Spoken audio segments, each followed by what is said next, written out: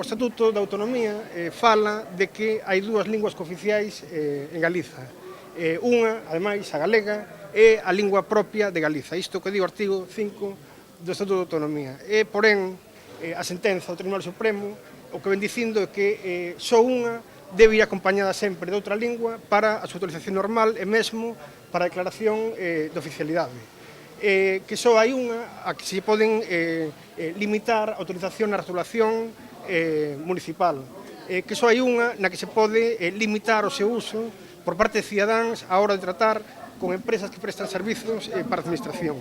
Só hai unha que ten límites, evidentemente, os dereitos lingüísticos e a liberdade para utilizarla. E esa lingua é a lingua galega.